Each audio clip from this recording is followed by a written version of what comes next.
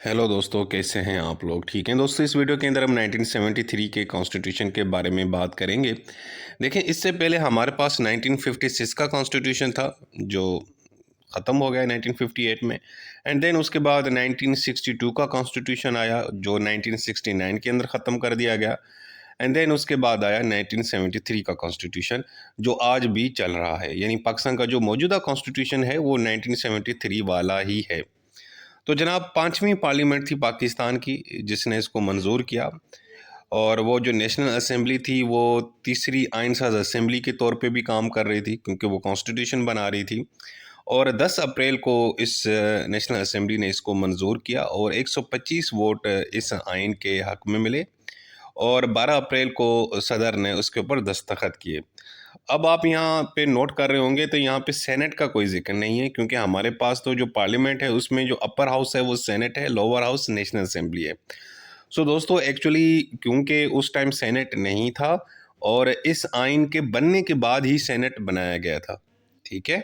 सो दूसरा ये कि ये जो आइन है ये 14 अगस्त 1973 को पूरे पाकिस्तान में इसको इम्प्लीमेंट कर दिया गया। तो ये एक 1973 के कॉन्स्टिट्यूशन का एक इंट्रो है। तो दोस्तों, इसका अगर स्ट्रक्चर देखें तो भाई इसमें 280 आर्टिकल्स हैं टोटल, याद रखिएगा। 12 इसके पार्ट्स हैं, 5 इसके स्केड्यूल्स हैं, एक एनेक्शर है जिसके अंदर ऑब्जेक्टिव्स रेजोल्यूशन यानी लिखा हुआ है। और 27 मरतबा इसमें तरामीम कर दी गई हैं। 27वीं तरामीम कुछ माह पहले की गई थी यहाँ पे, और अब कुछ दिनों के बाद देखिएगा 28वीं तरमीम भी आएगी। अब अगर हम इस 12 पार्ट्स का जिक्र करें तो सबसे पहले है प्रियम्बल। प्रियम्बल में इस आइन का इंट्रोडक्शन है, ठीक है, तारुफ है। पार्ट 1 के अंदर आर्टिकल 1 से लेकर 6 है और इसमें है इंट्रोडक्शन कि इस मुल्क का नाम क्या है, इसकी सरहदें क्या है, इसके कौन से हिस्से हैं। इसमें जनाब आपने आइन और इस मुल्क के वफादार रहना है, और जो शख्स इस आइन की खिलाफ वर्जी करेगा उसके ऊपर आर्टिकल 6 लगेगा यानी गद्दारी का मुकदमा चलेगा। तो ये जो तारुफ है ना, ये पहले हिस्से के अंदर है। उसके बाद पार्ट 2 के अंदर fundamental rights and principles of policies हैं, आर्टिकल 7 से लेकर 40। इस दूसरे हिस्से में हमारे जो बुनियादी हकूक़ है यानी जो आवाम के बुनियादी हकूक़ है उनका जिक्र है। उसके बाद है federation of Pakistan. Federation of Pakistan का जिक्र है तीसरे पार्ट के अंदर, आर्टिकल 41 से लेकर 100। इसमें जनाब प्रेसिडेंट का भी जिक्र आ जाएगा, इसके अंदर वफाकी हुकूमत किस तरह बनेगी उसका भी जिक्र आ जाएगा, इसके अंदर पार्लियामेंट किस तरह बनती है उसका भी जिक्र है, नेशनल असेंबली और सेनेट का। उसके बाद पार्ट 4 के अंदर है प्रोविंसेस यानी सूबों के बारे में बताया गया है कि सूबे किस तरह काम करेंगे, सूबाई असेंबली किस तरह बनेगी, सूबाई हुकूमत किस तरह बनेगी, जो गवर्नर होंगे सूबे के वो किस तरह काम करेंगे। उसके बाद पाँचवें पार्ट के अंदर फेडरेशन और प्रोविंसेस यानी कि वफाकी हुकूमत एंड सूबों के बीच में जो ताल्लुक़ होगा उसके बारे में उसका जिक्र है। और उसके बाद जो छठा पार्ट है उसके अंदर फाइनेंस, प्रॉपर्टी, कॉन्ट्रैक्ट सूट्स यानी कि फाइनेंस के मामलात, प्रॉपर्टी के कॉन्ट्रैक्ट सूट वगैरह का भी इन्होंने जिक्र किया है। उसके बाद है जनाब सातवां जो हिस्सा है ना दोस्तों, उसमें है जुडिशरी के बारे में बताया गया है कि पाकिस्तान में एक क्या कहते हैं फेडरल कॉन्स्टिट्यूशनल कोर्ट होगी, उसके बाद सुप्रीम कोर्ट होगी, उसके बाद हाई कोर्ट्स होंगे, उसके बाद फेडरल शरीयत कोर्ट का भी जिक्र है। ठीक है। तो ये सारी चीज़ें आपको कि सुप्रीम कोर्ट में, आईनी अदालत में, हाई कोर्ट्स में जजेस की अपॉइंटमेंट, ये वो सारा कुछ सब जो जिक्र है आपको वो इस सातवें हिस्से के अंदर मिलेगा। देखिए, 27वीं तरमीम से पहले सिर्फ सुप्रीम कोर्ट का जिक्र था, हाई कोर्ट का जिक्र था, लेकिन अब 27वीं तरमीम के बाद आइन साज असेंबली, जिसको हम इंग्लिश में फेडरल कॉन्स्टिट्यूशनल कोर्ट कहेंगे, उसका भी जिक्र आ चुका है। उसके बाद जनाब इलेक्शंस के बारे में बताया गया है 8वें हिस्से के अंदर, इलेक्शन किस तरह होंगे इस मुल्क में, किस तरह इलेक्शन कमीशन काम करेगा, ये सारा कुछ। ठीक है। उसके बाद है इस्लामिक प्रोविजंस, आर्टिकल 227 से लेकर 231 तक। इस नवे हिस्से के अंदर ये बताया गया है कि इस आइन के अंदर कौन सी इस्लामिक चीज़ें होंगी। ठीक है। यानी कि इस्लाम के किन असूलों के ऊपर हम अमल करेंगे, और इस्लामिक कुछ इदारे भी हैं जैसे काउंसिल ऑफ इस्लामिक आइडियोलॉजी, ये वगैरह सारा कुछ। उसके बाद जनाब जो है ना 10वें हिस्से के अंदर एमरजेंसी प्रोविजंस के बारे में बताया गया है 232 से लेकर 237 तक, कि भाई इस मुल्क में अगर आपने इमरजेंसी लगानी है तो किस तरह लगाएंगे, किस बुनियाद के ऊपर लगाएंगे, सूबे के अंदर इमरजेंसी किन रीजंस के ज़रिए लगती है। तो ये सारा जिक्र जो इमरजेंसी वाला जो चक्कर है ना वो यहाँ पे मौजूद है। उसके बाद जनाब 11वां जो है ना अमेंडमेंट ऑफ कॉन्स्टिट्यूशन आर्टिकल, सिर्फ उसके अंदर 2 आर्टिकल हैं, 238 और 239। इसमें यह बताया गया है कि अगर भाई आपने आइन में तरमीम करनी है तो उसका प्रोसीजर क्या होगा। और बाकी जो 12वां हिस्सा है मिसलियनस है भाई, इसमें 240 से लेकर 280 तक जितने भी आर्टिकल्स हैं, इसमें बाकी दूसरी जो चीज़ें हैं उनका जिक्र है, उसमें फ़ौज का भी जिक्र है और दूसरे मामलात का भी जिक्र है। तो दोस्तों ये हो गए इसके 12 पार्ट्स, ठीक है। अब उसके बाद जो 5 स्केड्यूल्स हैं उसके बारे में बताता हूँ। जो पहला स्केड्यूल है, फर्स्ट स्केड्यूल, उसमें यार उन कवानीन की फहरिस्त है जिनके ऊपर आर्टिकल 8 नहीं लगता, यानी जिनके ऊपर फंडामेंटल राइट्स लागू नहीं होते, वो लिस्ट दी गई है। सेकंड स्केड्यूल के अंदर इन्होंने बताया है कि भाई जो सदर है पाकिस्तान का, उसका इलेक्शन किस तरह होगा, उसका प्रोसीजर क्या होगा, वो सारा का सारा इसमें मौजूद है। तीसरे स्केड्यूल के अंदर जनाब जो हलफ हैं, जो ओथ हैं, जो हमारे लोग लेते हैं, जिसमें प्राइम मिनिस्टर क्या हलफ लेते हैं जब प्राइम मिनिस्टर बनता है, प्रेसिडेंट क्या हलफ लेता है, वज़ीर, एमएनए, एमपीएज, हमारे फ़ौज के लोग, ये सारे वगैरह जो हलफ लेते हैं, जजेस वगैरह जो हलफ लेते हैं। उसके बाद फोर्थ स्केड्यूल के अंदर है लेजिस्लेटिव लिस्ट। इन्होंने बताया कि कौन से मामलात के ऊपर विफाकी जो हमारी पार्लियामेंट है, नेशनल असेंबली और सेनेट कानून साजी करेगी, और कौन से मामलात के ऊपर सूबाई असेंबलीज कानून साजी करेंगे, यानी उनकी लिस्टें इन्होंने दे दी हैं। और 5वां जो स्केड्यूल है उसमें है remuneration and terms and condition of services of जजेस।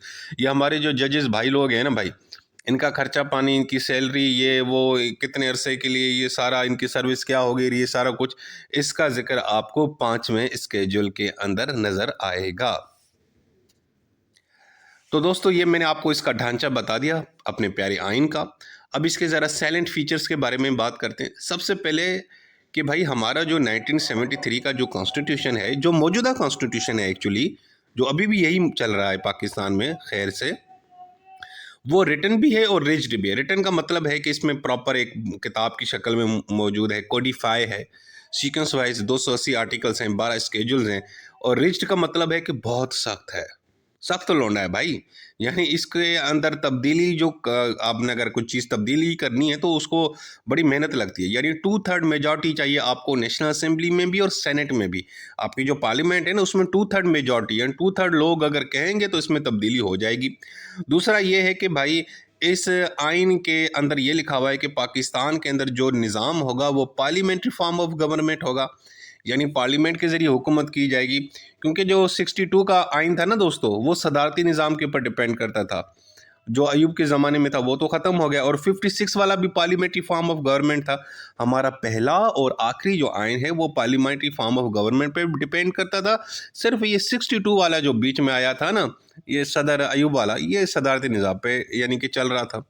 तो खैर, तो अब इसमें पार्लियामेंट्री फॉर्म ऑफ गवर्नमेंट है 1973 के आइन के तहत पाकिस्तान के अंदर। इसमें प्राइम मिनिस्टर साहब होते हैं, जो एग्जेक्टिव के जो हेड होते हैं, यानी कोई भी कानून अगर आपने इम्प्लीमेंट करना है तो वो उसकी सारी जिम्मेदारी वो प्राइम मिनिस्टर के ऊपर है, वो गवर्नमेंट के हेड होते हैं।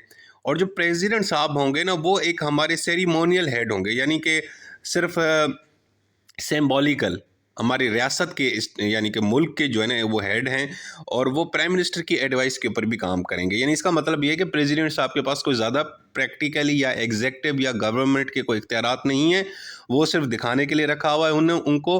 वो हेड ऑफ स्टेट हैं और prime minister head of government है, और असल इख्तियारात किसके पास हैं?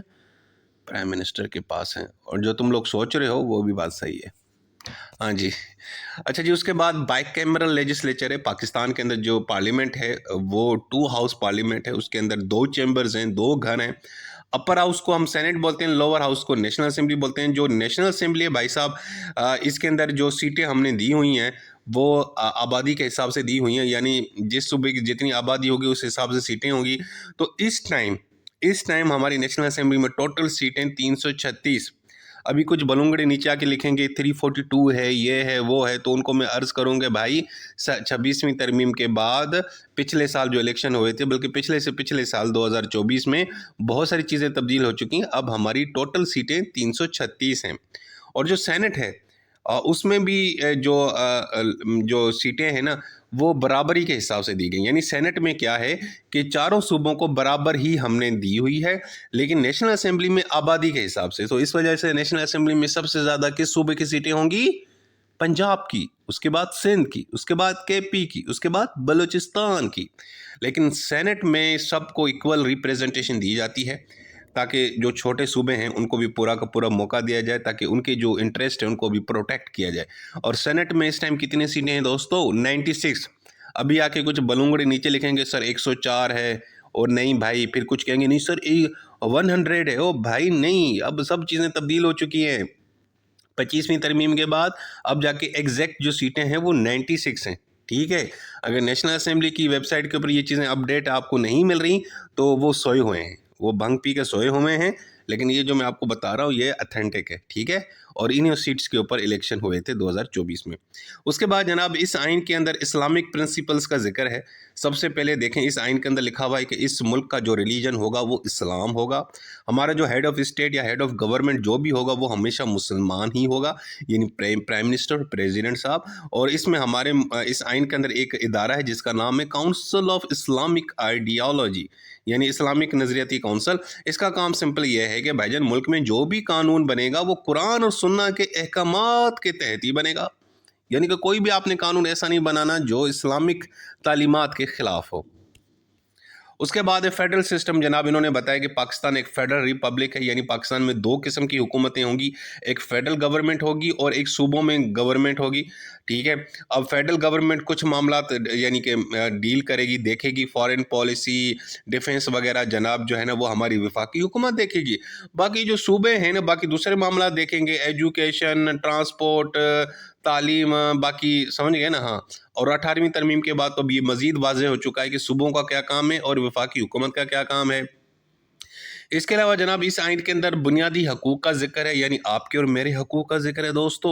आर्टिकल 8 से लेकर 28 तक जो है ना वो सिर्फ और सिर्फ वफाक हमारे फंडामेंटल राइट्स हैं, जिसमें सिक्योरिटी ऑफ पर्सन है कि हमें सिक्योर रखा जाएगा, हमारी फ्रीडम होगी मूवमेंट की, बोलने की, घूमने की, फिरने की, असेंबली की, एसोसिएशन की, कारोबार करने की, सियासी जमात बनाने की। हमारे राइट टू फेयर ट्रायल होगा, अगर हमारे ऊपर कोई मुकदमा चलेगा, हमें जो अगर अदालत में पेश किया जाएगा तो हमें फेयर ट्रायल का मौका दिया जाएगा, हमसे पूछा जाएगा, हमें यानी कि जो है ना वो वन साइडेड इंसाफ नहीं होगा। और जनाब हमसे हमें प्रोटेक्शन दी जाएगी डिस्क्रिमिनेशन के खिलाफ, यानी हमारे साथ कोई ज़्यादती ना हो। अच्छा जी, हमें मज़हब के ऊपर यानी कि उसके ऊपर अमल करने की आज़ादी होगी, अपने मजहबी इदारे बनाने की आज़ादी होगी, यानी बहुत सारे इसके अंदर हमारे बुनियादी हकूक़ लिखे गए हैं। तो हमारे आइन के अंदर भाई हमारा ख्याल रखा गया है, यानी इस अवाम का भी ख्याल रखा गया है। अच्छा जी, इसके अलावा इस आइन के अंदर ये लिखा हुआ है कि भाई अदलिया आज़ाद होगी। इसका मतलब है कि अदलिया जो है ना वो जो है ना काम करेगी इंसाफ का, उसका एग्जेक्टिव से कोई ताल्लुक नहीं होगा। सुप्रीम कोर्ट जनाब इसकी एपेक्स कोर्ट होगी। अब यहाँ भी ये सुप्रीम कोर्ट लिखा हुआ है, अब इसको ज़रा थोड़ा सा चेंज कर लीजिएगा। अब आपकी आ गई है फेडरल कॉन्स्टिट्यूशनल कोर्ट, तो यहाँ पे ये खुद लिख लीजिएगा भाई लोग, मेरे से मैं लिखना भूल गया। तो अब आइन आइन के जितने मामलात हैं वो फेडरल कॉन्स्टिट्यूशनल कोर्ट देखेगी। बाकी जितने भी आपके सिविल और क्रिमिनल केसेस हैं उनकी जो फाइनल अपील है वो सुप्रीम कोर्ट में आएगी। बाकी जो भी आइनी और सियासी तौर पे जो मामलात हैं आइन से रिलेटेड वो आपकी फेडरल कॉन्स्टिट्यूशनल कोर्ट देखेगी। ठीक है, पहले ये सारे काम कौन देखती थी? Supreme court. सुप्रीम कोर्ट आइनी मामलात भी देखती थी, सिविल और क्रिमिनल भी देखती थी, यानी सब कुछ अल्टीमेट वही अदालत होती थी। लेकिन अब जनाब सुप्रीम कोर्ट की जो आइनी मामलात के जो इख्तियारात हैं वो उससे छीन के एक नई अदालत को दे दिए गए हैं जिसका नाम है फेडरल कॉन्स्टिट्यूशनल कोर्ट। मैं दोबारा यहाँ पे कह देता हूँ, यहाँ पे लिखना है कि जनाब फेडरल कॉन्स्टिट्यूशन कोर्ट के पास ये पावर है कि वो इंटरप्रेट करे कॉन्स्टिट्यूशन को और किसी भी ऐसे कानून को वो स्ट्राइक डाउन कर सकती है जो है ना आइन के खिलाफ हो। ठीक है, तो यहाँ पे सुप्रीम कोर्ट की जगह आपने फेडरल कॉन्स्टिट्यूशनल कोर्ट लिखना है। अच्छा जी, इसके अलावा इस मुल्क में भाई डायरेक्ट इलेक्शन होंगे। इसका मतलब है नेशनल असेंबली और सूबाई असेंबली के जो इलेक्शन होते हैं वो तो डायरेक्ट होते हैं, आप जिसको वोट देते हैं वही एमएनए बनता है, वही एमपीए बनता है। और एडल्ट फ्रेंचाइज है, यानी कि 18 साल से ऊपर कोई भी बंदा जो है ना वो वोट कास्ट कर सकता है, उसके पास राइट है। इसके अलावा जनाब लैंग्वेज और कल्चर का जिक्र है। लैंग्वेज में बताया गया है कि उर्दू आपकी नेशनल लैंग्वेज होगी। और सूबों के बारे में बताया गया है कि सूबाई असेंबलीज जो है ना वो अपनी जो लोकल लैंग्वेज है रीजनल उनको आप प्रोमोट भी कर सकते हैं, इस्तेमाल भी कर सकते हैं, जैसे सिंधी और पंजाबी, यानी नेशनल लैंग्वेज के साथ आप सिंधी और पंजाबी लैंग्वेज का भी इस्तेमाल कर सकते हैं अपनी तालीम के अंदर, अपनी दफातर के अंदर। अच्छा जी, इसके अलावा इमरजेंसी प्रोविजंस का भी ज़िक्र है कि प्रेसिडेंट के पास ये इख्तियार है कि वो जनाब इमरजेंसी के अंदर मखसूस हालात में इमरजेंसी लगा सकते हैं। अगर खुदा न खास्ता मुल्क में जंग चल रही हो, या बाहर से किसी ने हमला कर रहा हो, या अंदर हमारे कोई मामलात ख़राब हो जाएँ, या कोई सूबाई हुकूमत है, कोई सिंध हुकूमत है, केपी हुकूमत है, वो अपने काम करने में नाकाम हो चुकी है, या पैसों का मामला है, भाई दिवालिया हो चुका है, पैसे नहीं है, फाइनेंशियल इंस्टेबिलिटी आ चुकी है, तो इन सूरतों में हम सूबों के अंदर इमरजेंसी लगाते हैं, और वो लगाता कौन है ऑफिशियली? प्रेसिडेंट साहब। इसके अलावा जनाब इसमें ये लिखा हुआ है कि भाई जो हमारा एक फंडामेंटल राइट भी है रूल ऑफ लॉ, कि भाई इस मुल्क में रूल ऑफ लॉ होगी, कानून की हुक्मरानी होगी, सब लोगों को कानून के तहत डील किया जाएगा। ठीक है, पता नहीं यार मुझे ये बताते हुए ना पता नहीं क्यों उलझन सी हो रही है। खैर, तो कानून की हुक्मरानी होगी भाई, कोई भी एक्शन इस तरह का नहीं लिया जाएगा जिससे किसी बंदे की ज़िंदगी, उसकी लिबर्टी, उसकी बॉडी, उसकी रेपुटेशन, उसकी प्रॉपर्टी उसे छीन ली जाए। ठीक है, उसके खिलाफ अगर कोई कार्रवाई भी होगी तो कानून के तहत होगी। अगर किसी को सज़ा भी दी जाएगी तो कानून के तहत दी जाएगी। किसी के प्रॉपर्टी पे कब्जा किया जाएगा तो कानून के तहत किया जाएगा। अदरवाइज भाईजान रूल ऑफ लॉ होगी, कानून की हुक्मरान होगी, कानून से ऊपर कोई नहीं होगा। ईवन की हुकूमत भी कुछ गलत काम करेगी तो उसको भी पकड़ा जाएगा।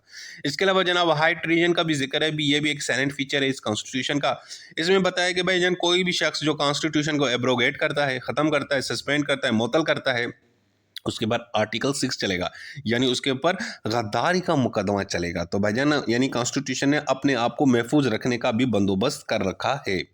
सो दोस्तों, ये थी हमारी वीडियो। इस वीडियो के अंदर मैंने आपको हमारा जो मौजूदा कॉन्स्टिट्यूशन है, जिसको 1973 का आइन भी कहा जाता है, दस्तूर भी कहा जाता है, उसके बारे में बता दिया है। तो बहुत ही सिंपल है, इसको लाजमी तैयार कीजिएगा। अपना बहुत सारा ख्याल रखें। Take care. अल्लाह हाफिज़।